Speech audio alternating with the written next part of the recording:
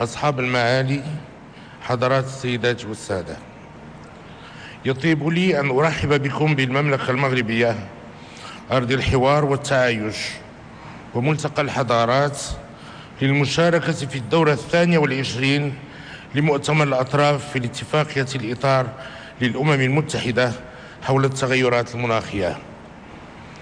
وإن تنظيم هذا المؤتمر العالمي بالمغرب للمرة الثانية بعد دورة 2001 يعكس تشبثنا بالإطار المتعدد الأطراف لمقاربة التحديات الدولية. ومع احتضان مراكش اليوم لهذا المؤتمر إلا دليل على الاهتمام الكبير الذي نخص به قضايا البيئة والمناخ ضمن أولويات المملكة. فبلادنا تعتبر من بين أول الدول التي ساهمت في بلورة وعي عالمي بشأن تغير المناخ، وذلك منذ مشاركتي في قمة الأرض بريو سنة 1992، حيث ترأست آنذاك بصفة ولي العهد وفد المغرب. أما اليوم فإن مؤتمر مراكش يشكل منعطفا حاسما في مسار تنفيذ اتفاق باريس التاريخي.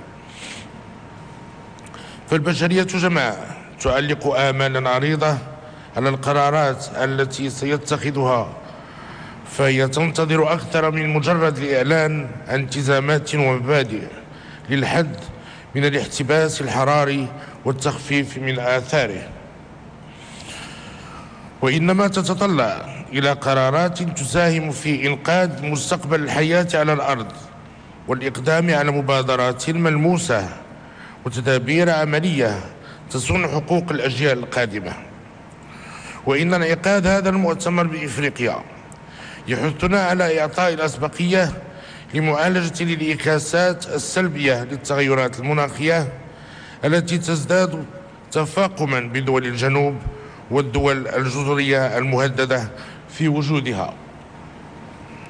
أصحاب الجلالة والفخامة والسمو، عرفت 15 سنة الأخيرة انتشار خطاب يهتم بقضايا البيئة وتزايد عدد الجمعيات المنخرطة في الدفاع عنها، والأهم من ذلك أنها تميزت بتنامي الوعي بأهمية الحفاظ عليها.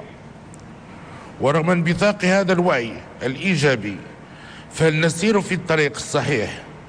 وليحظى هذا المسار المشترك بالتنسيق والتعاون بين الجميع.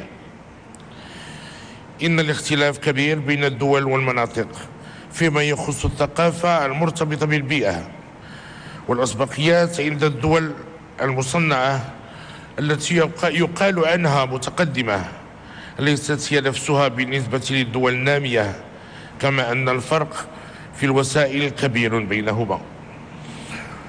وإذا كان من الطبيعي أن يدافع كل طرف عن مصالحه، فإن القرارات التي يتم اتخاذها وفرضها ليست دائما في متناول كل الدول. لذا فقد أصبح من الضروري توحيد التربية على قضايا البيئة والتوعية بدورها المصيري في ضمان مستقبل البشرية. وهنا نؤكد أن المغرب سيكرس جهوده خلال ولايته والموارد المالية المتاحة في هذه الفترة القصيرة للنهوض بهذه المهمة الصعبة والنبيلة. أصحاب الجلالة والفخامة والسمو، إن الالتزام بمواجهة إشكالية التغيرات المناخية من خلال تطبيق اتفاق باريس يجسد رغبتنا المشتركة في تعزيز التضامن بين الأجيال، ويعد هذا الانخراط ضرورة أخلاقي وواجبا إنساني يجب أن يقوم على الإيمان بحتمية المصير المشترك والتضامن الصادق بين الشمال والجنوب لصيانة كرامة البشر. فقد تم تقديم وعود كثيرة خلال العديد من المؤتمرات السابقة، غير أن مؤتمرنا اليوم هو مؤتمر للحقيقة والوضوح، مؤتمر لتحمل المسؤولية أمام الله والتاريخ وأمام شعوبنا. فسيكون لمؤتمراتنا واتفاقاتنا معنا إذا نحن تركنا الفئات الأكثر هشاشة هناك في الجزر المهددة بالزوال وفي الحقول المهددة بالتصحر في إفريقيا وآسيا وأمريكا اللاتينية في مواجهة قدرها المليء بالمخاطر. إن إشكالية البيئة هي إشكالية خطيرة يجب التعامل معها بكل الجد والمسؤولية. لقد ولى عهد الاستعمار كما ولى منطق فرض القرارات، فالأمر يتعلق بوجود الإنسان ويقتضي منا جميعا العمل يدا في يد لحمايته. ومن هنا لا يجب إجبار الدول منذ البداية على القبول بقرارات لن تستطيع الالتزام بها، وهذا لا يعني أنها ترفضها، وإنما لأنها لا تتوفر على الوسائل اللازمة لتنفيذها. أصحاب الجلالة والفخامة والسمو، إن تكلفة الانتظارية والتقصير في مواجهة تغير المناخ وآثاره ستكون لها انعكاسات خطيرة تهدد الأمن والاستقرار وتزيد في اتساع بؤر التوتر والأزمات عبر العالم. فباسم المصير المشترك وباسم مسؤوليتنا التاريخية أدعو كافة الأطراف للعمل على ترجمة تشبثنا بقيم العدل والتضامن من خلال أولا تمكين بلدان الجنوب وخاصة الدول الأقل نمو والدول الجزرية من دعم مالي وتقني عاجل يقوي قدراتها ويمكنها من التكيف مع التغيرات المناخية. ثانيا وفاء الدول المتقدمة بتعهداتها وتعبئة 100 مليار دولار على الأقل بحلول سنة 2020 والتي كانت مفتاح اتفاق باريس.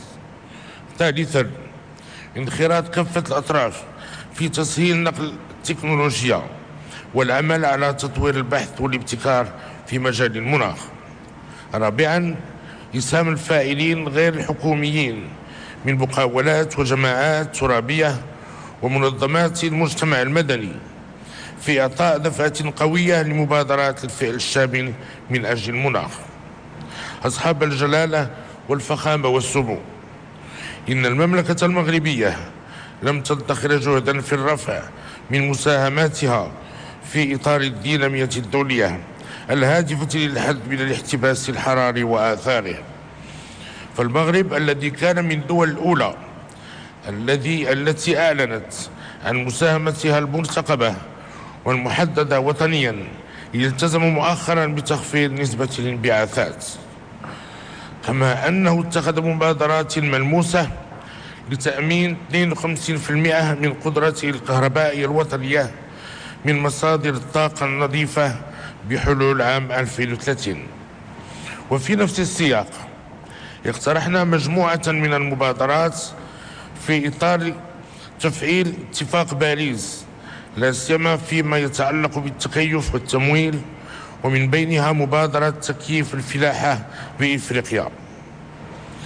أصحاب الجلالة والفخامة والسمو، إن نتائج هذا المؤتمر ستحدد بشكل حاسم مصير الجيل الجديد لمؤتمرات الأطراف، والتي ينبغي أن تنكب على المبادرة والفعل.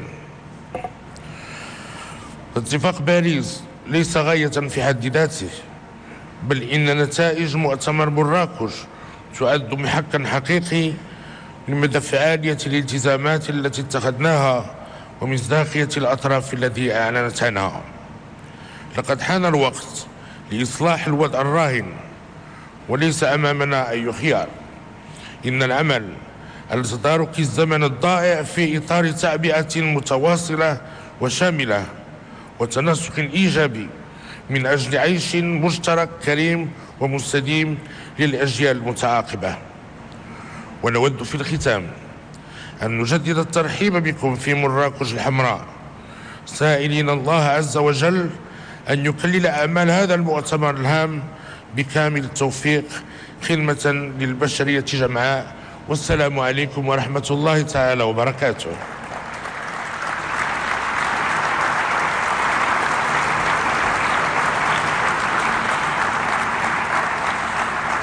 هذا